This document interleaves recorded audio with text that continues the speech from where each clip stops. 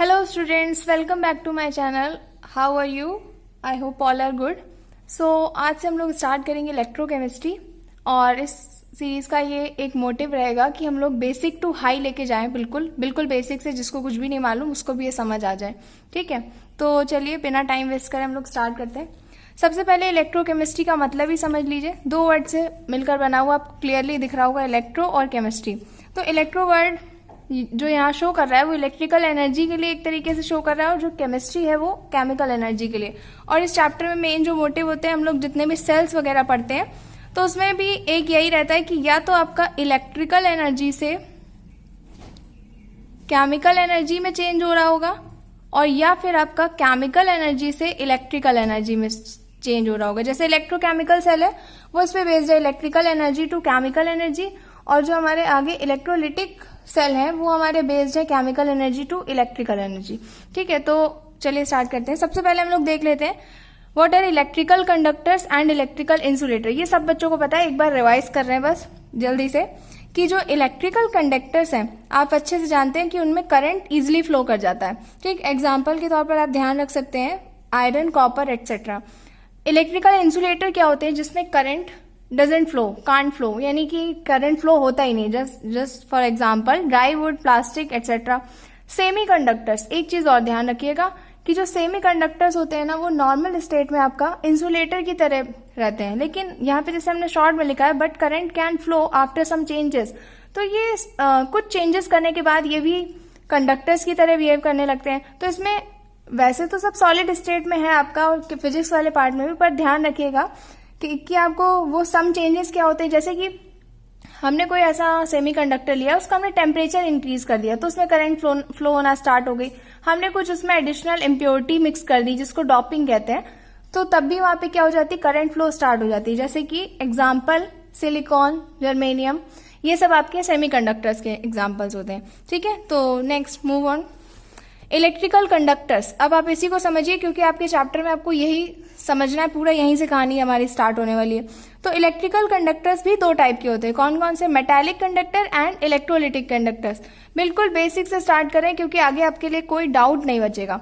तो metallic conductors और electrolytic conductors में आपको पहले तो डिफरेंस पता होना चाहिए, पूरा अच्छे से एक एक पॉइंट क्लियर होना चाहिए कि जो मेटालिक कंडक्टर्स होते हैं उनमें अगर करंट फ्लो होती है, अगर क्या करंट तो उसमें फ्लो होती है, तो उसमें करंट फ्लो होती है किसके थ्रू? इलेक्ट्रॉन्स के थ्रू। आप लोगों ने अच्छे से पढ़ा है कि जैसे ये मेटल्स हैं इसमें फ्री इलेक्ट्रॉन्स होते हैं, इन्हीं को हम लोग मोबाइल इलेक्ट्रॉन्स कहते हैं, और इन्हीं मोबाइल इलेक्ट्रॉन्स की वजह से करंट फ्लो होती है, कंडक्टिविटी शो होती है। इलेक्ट्रोलिटिक कंडक्टर्स में ऐसा नहीं है, उसमें करंट फ्लो इलेक्ट्रॉन्स नहीं कराते, आयंस फ्लो कराते हैं। अब आयंस, आर्हीनियस का कॉन्सेप्ट याद है ना कि टू टाइप्स के आयंस, कैटायंस और एनायंस, वही। इसके बाद सेकेंड जो मेन पॉइंट आता है इसमें मेटालिक कंडक्टर्स में, कि इसमें आपको केवल फिजिकल चेंजेस देखने को मिलेंगे। फिजिकल चेंजेस समझते हैं ना आप, जैसे टेम्परेचर इंक्रीज कर दिया, स्टेट में कोई चेंज हो गया, इस टाइप के। लेकिन इलेक्ट्रोलिटिक कंडक्टर्स में क्या होता है? Physical as well as chemical, यानी कि केमिकल चेंजेस भी आपको मिलेंगे और फिजिकल चेंजेस भी मिलेंगे, उनको आप कहेंगे इलेक्ट्रोलिटिक कंडक्टर्स। थर्ड पॉइंट कि मेटालिक कंडक्टर्स में क्या होता है कि जो उनकी कंडक्टिविटी होती है वो बहुत हाई होती है, यानी कि आप कहेंगे हाई कंडक्टिविटी शो करते हैं। लेकिन इलेक्ट्रोलिटिक कंडक्टर्स में जो कंडक्टिविटी होती है वो as compare to metallic conductors it is low. ठीक है, यानी लो कंडक्टिविटी और इसमें high conductivity. Next last point ध्यान रखना है कि मेटालिक कंडक्टर्स में जब आप टेम्परेचर इंक्रीज करते हो तो कंडक्टिविटी डिक्रीज हो जाती है। मेटालिक कंडक्टर में क्या होता है? टेम्परेचर इंक्रीज करने पर कंडक्टिविटी डिक्रीज हो जाती है। क्यों? क्योंकि मेटल्स में, हर एक मेटल्स में आपको पता है उनका कुछ ना कुछ रेजिस्टेंस होता है, और टेम्परेचर इंक्रीज करते हैं तो रेजिस्टेंस इंक्रीज हो जाता है। और रेजिस्टेंस होता ही क्या है कि करंट फ्लो होने से रोकता है, उसका काम ही क्या है? करंट फ्लो होने नहीं देना। इसीलिए तो हम लोग कहते हैं कि जिस भी मेटल का या जिस भी वायर का रेजिस्टेंस जितना कम से कम है वो मेटल कंडक्टिविटी के लिए उतना ही ज्यादा अच्छा हो गया। ठीक है, तो ध्यान रखेंगे आप कि जब इसमें टेम्परेचर इंक्रीज करते हैं तो इनकी कंडक्टिविटी डिक्रीज हो जाती है। On the other hand electrolytic conductors में क्या था? On increasing temperature conductivity also increases, यानी कि कंडक्टिविटी इंक्रीज हो जाती है। फर्स्ट ऑफ ऑल इसका रीजन क्या है? देखिए, जब भी इलेक्ट्रोलिटिक कंडक्टर बनता है तो अभी हम लोग जस्ट आगे देखने वाले हैं कि कैसे बनेगा, कोई ना कोई इलेक्ट्रोलाइट होता है जो डिसॉल्व होता है, आयंस में ब्रेक हो जाता है और एक सोल्यूशन टाइप क्रिएट करता है। और आपको अगर पता है, आपको एक वर्ड आपने सुना होगा विस्कोसिटी, तो इसकी जो विस्कोसिटी होती है ना वो डिक्रीज हो जाती है। विस्कोसिटी क्या होती है? एक तरीके जैसे आपने फ्रिक्शन पढ़ा हुआ है, ठीक, तो फ्रिक्शन में क्या होता है कि आपने इसको फिजिक्स में पढ़ रखा होगा, ऐसे ही फ्रिक्शन की तरीके जब हम लिक्विड में बात करते हैं तो उसको कहते हैं विस्कोसिटी, यानी जो लिक्विड्स का ऐसे करके फ्लो होता है, जैसे आप एक बकेट लो, उसमें वाटर लो और उसको जो है ना एक रॉड की मदद से उसको खूब तेज से घुमा दो, तो ऐसा नहीं है कि वाटर जो आपने घुमाया वो घूमता ही जाएगा, एक टाइम पर रुक जाएगा। वो रुकता ही किस वजह से? जो वाटर का फ्लो है वो कौन बंद करता है? वही विस्कोसिटी होता है। इसको हम लोग कह लेते हैं सिंपल वर्ड्स में कि फ्रिक्शन इन लिक्विड, यानी फ्रिक्शन इन लिक्विड क्या होता है? विस्कोसिटी होता है। तो इसमें क्या होता है, जैसे टेम्परेचर इंक्रीज करते हैं विस्कोसिटी कम हो जाती है, जिसकी वजह से हमारी जो कंडक्टिविटी है वो बढ़ जाती है। ठीक, इतना आप याद रखेंगे। इतना रीजन अगर आपको नहीं भी याद है तो भी आपको इतना तो बिल्कुल अपोजिट ध्यान रखना है कि इसमें टेम्परेचर इंक्रीज करने पर कंडक्टिविटी डिक्रीज हुई थी और इसमें टेम्परेचर इंक्रीज करने पर कंडक्टिविटी इंक्रीज हो गई। Now move on to the next phrase which is electrolyte. तो इलेक्ट्रोलाइट क्या होते हैं? Which are ionized on dissolving in water. Water यहाँ पे वर्ड इसलिए यूज किया है, वैसे तो उसे हमें हाई ट्रांजिएंट कांस्टेंट, यानी कि जिसका ज्यादा कांस्टेंट वो हाई होगा, ट्रांजिएंट कांस्टेंट, वो उसमें डिसॉल्व करना चाहिए, लेकिन वाटर का सबसे ज्यादा होता है। तो हम लोग यहाँ पे सिंपल वर्ड्स में ध्यान रख सकते हैं कि इलेक्ट्रोलाइट आर दो substance which are ionized in dissolving in water, यानी ऑन डिसॉल्विंग इन वाटर। जब इनको वाटर में डिसॉल्व करेंगे तो ये पूरी तरह से आयोनाइज्ड हो जाएंगे। आयोनाइज्ड होने का मतलब आयंस में ब्रेक हो जाएंगे। कौन कौन से आयंस बनाएंगे? Cations and anions. The ion which is on which positive charge is present is called cation and negative charge anion. ठीक, तो इलेक्ट्रोलाइट के भी टू टाइप्स होते हैं। कौन कौन से? First of all strong electrolyte and second is weak electrolyte. Strong electrolyte में जैसे क्या डिफिनेशन हुई इसमें कि जो स्ट्रॉन्ग इलेक्ट्रोलाइट होते हैं ना वो फुली कंप्लीटली आयोनाइज्ड हो जाते हैं, लेकिन जो वीक इलेक्ट्रोलाइट होते हैं वो नॉट कंप्लीटली, यानी कि पूरी तरह से आयोनाइज्ड नहीं होते हैं। यानी कि जो भी हमने स्ट्रॉन्ग इलेक्ट्रोलाइट लिया है वो पूरी तरह से आयोनाइज्ड हो जाएगा, सारे आयंस में ब्रेक हो जाएंगे। जो भी हमने लिया हुआ था वो अपने उसी सिंपल स्टेट में नहीं रह के कैसे आयंस में चेंज हो जाएगा। लेकिन वीक इलेक्ट्रोलाइट में ऐसा नहीं होता, कंप्लीटली आयोनाइज्ड ये नहीं होते हैं। तो एग्जाम्पल पे आपको सब कुछ स्ट्रॉन्ग ध्यान रखना है। जैसे फर्स्ट लाइन में देखिए हमने बेस के एग्जाम्पल लिए, तो स्ट्रॉन्ग बेस है दोनों, sodium hydroxide and potassium hydroxide. Next one is our acids, तो एसिड भी strong, sulphuric acid, nitric acid. Next salt के एग्जाम्पल लेंगे तो वो भी ऐसा सॉल्ट होगा जो किसी ना किसी स्ट्रॉन्ग एसिड और स्ट्रॉन्ग बेस से मिलकर बना होगा। जैसे कि आप देखिए NaCl, NaOH और HCl। HCl भी स्ट्रॉन्ग एसिड होता है, NaOH स्ट्रॉन्ग बेस होता है, तो इससे NaCl बना। और KCl तो आपको दिख ही रहा है, ये KOH और इसके साथ में HCl मिलाया होगा। यानी सब कुछ स्ट्रॉन्ग। अगर स्ट्रॉन्ग इलेक्ट्रोलाइट में कोई एसिड ले रहा है तो स्ट्रॉन्ग एसिड होना चाहिए, कोई बेस ले रहा है तो स्ट्रॉन्ग बेस होना चाहिए, और कोई सॉल्ट ले रहा है तो वो भी स्ट्रॉन्ग एसिड और स्ट्रॉन्ग बेस से ही बना होना चाहिए। ठीक, वीक इलेक्ट्रोलाइट में आप एग्जांपल देखिए, फर्स्ट लाइन में हमने जैसे अमोनिया लिया, इनकी तो ये वीक बेस होता है, स्ट्रॉन्ग बेस नहीं होती है अमोनिया, वीक बेस होती है। नेक्स्ट एसिड्स में आप कार्बोनिक एसिड को ध्यान रख सकते हैं और ऑर्गेनिक एसिड्स। ऑर्गेनिक एसिड्स में आपको एक्सेप्शन ध्यान रखना है कि सल्फोनिक, यानी कि सल्फोनिक एसिड नहीं होना चाहिए। सल्फोनिक का मतलब यहाँ पे ये वर्ड समझ लीजिए कि ऐसा कोई ऑर्गेनिक एसिड नहीं होना चाहिए जिसमें सल्फर प्रेजेंट हो, क्योंकि वो सल्फोनिक एसिड स्ट्रांग हो जाएगा जाके। तो ऑर्गेनिक एसिड जैसे आप जैसे कि फॉर एग्जांपल ऑक्सैलिक एसिड हो गया, ये सब हमारे जो है ना वीक एसिड में आते हैं, जो वीक इलेक्ट्रोलाइट की तरह वर्क करते हैं। और बेस सॉल्ट भी ऐसा ही होना चाहिए जो किसी ना किसी वीक एसिड और वीक बेस से, जैसे यहाँ पे एग्जाम्पल लिखा हुआ है। ठीक, तो आपको इतने पॉइंट्स क्लियर हो चुके होंगे। अब हम लोग आगे देखते हैं।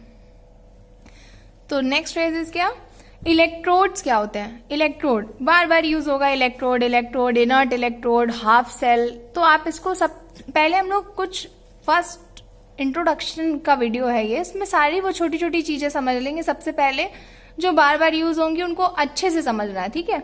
तो इलेक्ट्रोड्स क्या होते हैं, any metallic conductor which is kept in contact with any electrolytic conductor is known as electrode। ये देखिए वही बात आ गई ना कि मेटालिक कंडक्टर पढ़ा हम लोगों ने और एक इलेक्ट्रोलिटिक कंडक्टर पढ़ा। तो इलेक्ट्रोड किसको कहते हैं? इलेक्ट्रोड आप किसका बना सकते हो? इलेक्ट्रोलिटिक कंडक्टर का नहीं बना सकते हो। किसका? मेटालिक कंडक्टर का ही होना चाहिए, यानी कि ऐसा मेटालिक कंडक्टर हो जो आपने किसके कांटेक्ट में रखा हो? इलेक्ट्रोलिटिक कंडक्टर के कांटेक्ट में रखा हो, उसको हम क्या कहेंगे? इलेक्ट्रोड। जैसे एग्जाम्पल के फॉर्म पे, जैसे कि ये आपने जिंक का रॉड ले लिया, ठीक, छोटा छोटा बना रहे बिल्कुल जगह जिससे स्पेस ज्यादा कवर ना हो, ठीक है। तो ये जिंक रॉड है, इसको आपने ये इलेक्ट्रोलिटिक कोई सोल्यूशन लिया, और अभी हम लोग आगे पढ़ेंगे कि जो रॉड लेते हैं उसी का सोल्यूशन भी लेना होता है। तो चलिए इतना ध्यान रखिए कि ये मेटालिक कंडक्टर की एक रॉड है और ये इलेक्ट्रोलिटिक सोल्यूशन में डाली, तो ये एक कॉन्टेक्ट हुआ, तो इसलिए ये यहाँ पर वर्क करेगा एज एन इलेक्ट्रोड, ठीक है। तो आपको ध्यान रखनी है इलेक्ट्रोड की डिफिनेशन, आपको पता होनी चाहिए इलेक्ट्रोड क्या होता है कि any metallic conductor which is kept in contact with any electrolytic conductor is known as electrode. इसी को हाफ सेल से भी बोलते हैं कि हाफ सेल क्या होता है, तो वो भी इलेक्ट्रोड ही होते हैं। तो आप ध्यान रखेंगे कि हाफ सेल की कोई डिफिनेशन पूछेगा तब भी आप यही बता देंगे। एक वर्ड बार बार यूज होगा जब अभी हम लोग सेल्स पढ़ेंगे कि व्हाट इज इनर्ट इलेक्ट्रोड, यानी कि अभी तक तो हमने इलेक्ट्रोड पढ़ लिया, बट इनर्ट इलेक्ट्रोड क्या होगा? तो इनर्ट इलेक्ट्रोड के लिए क्या कंडीशन होती है कि जो इनर्ट इलेक्ट्रोड होता है वो केमिकल रिएक्शन में तो पार्ट नहीं लेता है, doesn't take part in chemical reaction, but जो इलेक्ट्रॉन की गिविंग एंड टेकिंग, यानी गिव एंड टेक आप कह लो कि ट्रांसफर ऑफ इलेक्ट्रॉन्स जो हो रहे होते हैं उसमें ये पार्ट जरूर लेता है। यानी कि ऐसा इलेक्ट्रोड होना चाहिए आपको, the electrode which doesn't takes part in chemical reaction but include in giving and taking of electron, यानी कि अगर इलेक्ट्रॉन्स ट्रांसफर हो रहे हैं तो उसमें तो उसका रोल है, बट वो खुद केमिकल रिएक्शन में पार्ट नहीं लेता, उसे हम कहते हैं इनर्ट इलेक्ट्रोड। अच्छे से ध्यान रखनी है ये सब डिफिनेशन आपको छोटी छोटी, क्योंकि बार बार यूज होती है। तो हम क्या है, जब बड़े बड़े कॉन्सेप्ट पढ़ते हैं तो हम लोग को ये छोटी छोटी चीजें मिस हो जाती हैं, और तभी कोई भी चैप्टर में बार बार पढ़ने की जरूरत होती है। आप इसको पढ़िए एक बार, जैसा कि हर वीडियो में हम कहते रहते हैं कि आप एक बार वीडियो से समझिए, इसके शॉर्ट नोट्स या नोट्स जैसे भी आप प्रिपेयर कर रहे हो उसको जरूर बनाइए, उसके बाद में एक बार और देख लीजिए, रिवीजन हो जाए, और फिर अपनी कॉपी से रिवाइज कर लीजिए। आई थिंक इतना सफिशियंट है, आपको अच्छे से सारे कॉन्सेप्ट क्लियर हो जाएंगे। अब नेक्स्ट आगे चलते हैं, types of electrode. Types of electrodes are electrode is of two types. कौन कौन से? Anode and cathode. बहुत बार नाम आपने सुना है पर फिर भी समझ लीजिए। चलिए, एनोड एंड कैथोड बार बार यूज होता रहता है वर्ड, इसमें तो न जाने इलेक्ट्रोकेमिस्ट्री में कितनी बार यूज होने वाला है, ठीक। तो एनोड क्या होते हैं, जिसमें एनोड पर क्या होता है, ऑक्सीडेशन हो रहा होता है, और कैथोड पर क्या होता है, रिडक्शन हो रहा होता है, ठीक है ना। एनोड किस इलेक्ट्रोड को कहेंगे, जिस इलेक्ट्रोड पर ऑक्सीडेशन होगा, और कैथोड वहां पर रिडक्शन टेक्स प्लेस। तो अभी आपको, जैसे इससे पहले अगर आपने पढ़ रखा है तो आपको इतना पता होगा कि जैसे हम लोग ऑक्सीडेशन रिडक्शन बार बार कई जगह पे ये डिफिनेशन यूज करते रहते हैं। जैसे कि आपने ऑक्सीडेशन अगर रिएक्शंस में पढ़ रखा होगा तो ऑक्सीडेशन रिएक्शंस में आपने ये पढ़ रखा होगा कि ऑक्सीजन ऐड हो या हाइड्रोजन रिड्यूस हो, और रिडक्शन में पढ़ रखा होगा कि हाइड्रोजन ऐड हो और ऑक्सीजन रिड्यूस हो।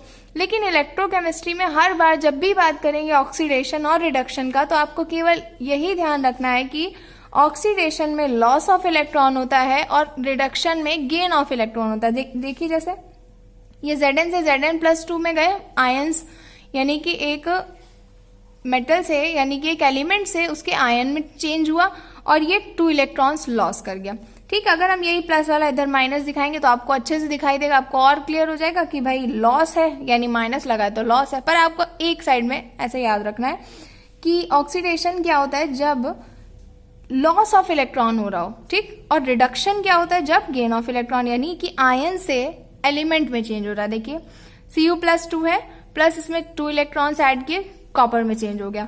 अच्छा, इतना डिटेल, इतना फोकस इस पे क्यों कर रहे हैं, क्योंकि इसी चैप्टर का एक टॉपिक है ना ECS, इलेक्ट्रोकेमिकल सीरीज। और इलेक्ट्रोकेमिकल सीरीज जो बनी है वो इंक्रीजिंग ऑर्डर में बनी है। किसके इंक्रीजिंग ऑर्डर में? यही रिडक्शन पोटेंशियल, यानी कि जो भी पोटेंशियल उसमें बना है वो रिडक्शन के ही लिए बना है, इसलिए आपको ध्यान रखना है।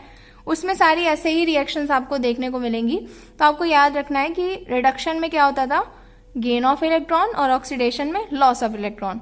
आज के क्लास में लोग, यानी आज के लेक्चर में जितनी भी चीजें कवर कर रहे हैं वो बिल्कुल बेसिक है, आपको इसको अच्छे से, बिल्कुल अच्छे से लर्न कर लेना है, रिवाइज कर लेना है, कॉन्सेप्ट एकदम क्लियर होने चाहिए, तभी आगे की चीजें क्लियर हो जाएंगी। ठीक, और नेक्स्ट देखते हैं अब इलेक्ट्रोड पोटेंशियल।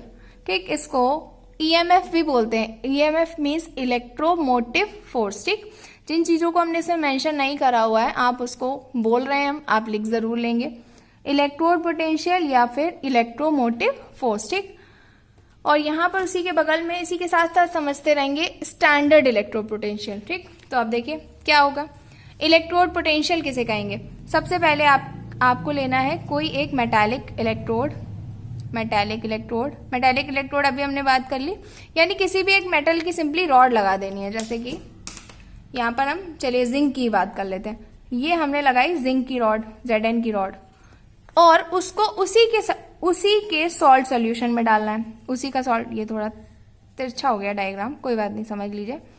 उसी का सॉल्ट सोल्यूशन लेना है। उसी का सॉल्ट सोल्यूशन यानी जिंक का ZnSO4 सोल्यूशन हमने ले लिया। ठीक है, आपको इतना समझ आ रहा है ना कि जिंक की रॉड को हमने जिंक के ZnSO4 सोल्यूशन में ही डाला है। अब इसमें दो चीज पहले क्लियर करेंगे। ये जो जिंक रॉड है ये कैसा कंडक्टर है? Metallic conductor. अभी हम लोगों ने ऊपर पढ़ा कि मेटालिक कंडक्टर्स में इलेक्ट्रॉन की वजह से करंट फ्लो होता है, और इसी को हम क्या बोलेंगे? इलेक्ट्रोड। क्यों? Any metallic conductor which is kept in contact with any electrolytic conductor is known as electrode. हमने इस दोनों को अच्छे से डिफरेंस क्लियर कर दिया है। तो जिंक क्या है? जिंक की जो रॉड है वो आपका मेटालिक कंडक्टर है। कांटेक्ट में किसके साथ आया है? इलेक्ट्रोलिटिक कंडक्टर के। इलेक्ट्रोलिटिक अभी पीछे समझा, इलेक्ट्रोलिटिक विच इज आयोनाइज्ड, यानी इलेक्ट्रोलिटिक का वर्ड ही कहां से आ रहा है कि इलेक्ट्रोलाइट से बना होगा। इलेक्ट्रोलाइट अभी पीछे पूरा देख लिया हमने कि इलेक्ट्रोलाइट में क्या था? जो आयंस में टूट जाए। जैसे आपको ये पता है ZnSO4 है, तो ZnSO4 अपने आयंस में टूटेगा, क्या बनाएगा? Zn+2 SO4-2, यही तो बनाएगा, आयोनाइज्ड हो जाएगा ये। तो कोई भी जब मेटालिक कंडक्टर हमने उसके सोल्यूशन, उसी के इलेक्ट्रोलिटिक सोल्यूशन के कांटेक्ट में रखा है, तो इनकी लेयर्स के बीच एक पोटेंशियल क्रिएट हो जाता है, एक पोटेंशियल प्रोड्यूस हो जाता है। प्रोड्यूस कहें तो और ज्यादा अच्छा रहेगा, यानी कि the potential which is produced by, या ऐसे कहिए, the potential which is produced between metal and it's salt solution, यानी कि जिस मेटल का आपने इलेक्ट्रोड लिया है, जिसकी रॉड ली है, उसी का सॉल्ट सोल्यूशन, और इनके बीच में जो लेयर्स के बीच में पोटेंशियल क्रिएट होगा उसी को हम लोग क्या कहते हैं? इलेक्ट्रोड पोटेंशियल, यानी इलेक्ट्रोमोटिव फोर्स। ठीक, अब ये आपको क्लियर हो गया होगा, लिख जरूर लीजिएगा इसको समझने के बाद। ठीक है, स्टैंडर्ड इलेक्ट्रोड पोटेंशियल क्या होता है? स्टैंडर्ड इलेक्ट्रोड पोटेंशियल में सबको सेम कहानी, बिल्कुल सेम, बट क्या चेंजेस आते हैं वो आपको चेंजेस ध्यान रखने हैं। पहला चेंज जो है वो है एट 25 डिग्री सेंटीग्रेड टेम्परेचर होना चाहिए, यानी कि टेम्परेचर एक फिक्स हो गया। कितना temperature? 25 degree centigrade temperature, plus जो उसका सॉल्ट सोल्यूशन था ना, जैसे ये ZnSO4 सोल्यूशन लिया है हमने, वो 1 m का होना चाहिए, 1 m सॉल्ट सोल्यूशन। अब 1 m सॉल्ट सोल्यूशन से क्या मतलब है? कि ऐसा सोल्यूशन हो जिसकी मोलैरिटी क्या हो? 1 हो। ठीक, तो ये सोल्यूशन वाले चैप्टर में आपका पार्ट है, आपने वहां पे अच्छे से पढ़ा होगा, या नहीं पढ़ा होगा तो हम लोग इसमें आगे और भी सीरीज में कवर करते हुए चलेंगे कि मोलैरिटी, यानी ऐसा सोल्यूशन 1 मोलर सोल्यूशन होना चाहिए जिसकी मोलैरिटी 1 हो, और टेम्परेचर क्या होना चाहिए? 25 डिग्री सेंटीग्रेड टेम्परेचर। ये दो इसकी मेन कंडीशंस है। तीसरी एक और कंडीशन, प्रेशर भी फिक्स कर दीजिए, 1 atm का प्रेशर होना चाहिए। ठीक, इसको अगर आप भूल भी जाएं, बट ये दोनों तो मोस्ट इंपॉर्टेंट कंडीशंस हैं कि इस इलेक्ट्रोड पोटेंशियल और स्टैंडर्ड इलेक्ट्रोड पोटेंशियल में अगर कोई डिफरेंस पूछता है तो आप क्या बताएंगे कि इलेक्ट्रोड पोटेंशियल वो होता है कि यानी मेटल, कोई भी मेटल रॉड है उसके सॉल्ट सोल्यूशन के कांटेक्ट में रखी गई है, तो उनके बीच में जो पोटेंशियल प्रोड्यूस हुआ है वो इलेक्ट्रोड पोटेंशियल है। लेकिन स्टैंडर्ड इलेक्ट्रोड पोटेंशियल में सेम कंडीशन, बट जो सोल्यूशन होगा वो 1 m सॉल्ट सोल्यूशन होना चाहिए, यानी कि उसकी मोलैरिटी 1 होनी चाहिए, और जो टेम्परेचर है वो 25 डिग्री सेंटीग्रेड टेम्परेचर फिक्स होना चाहिए। ठीक, तो इस इंट्रोडक्शन वीडियो में हम लोग ने इतना कवर कर लिया है। नेक्स्ट वीडियो से हम लोग सेल्स पे आएंगे, ECS पे आएंगे, उनमें कवर करते हुए चलेंगे। इसको अच्छे से तैयार कर लीजिएगा। ठीक है, इसके नेक्स्ट पार्ट हम नेक्स्ट वीडियो में मिलते हैं आपसे। तब तक के लिए चैनल को लाइक शेयर सब्सक्राइब जरूर कर दीजिएगा, और वीडियो से पढ़िएगा, नोट्स बनाइएगा, और रिवाइज बार बार करिएगा। ठीक है।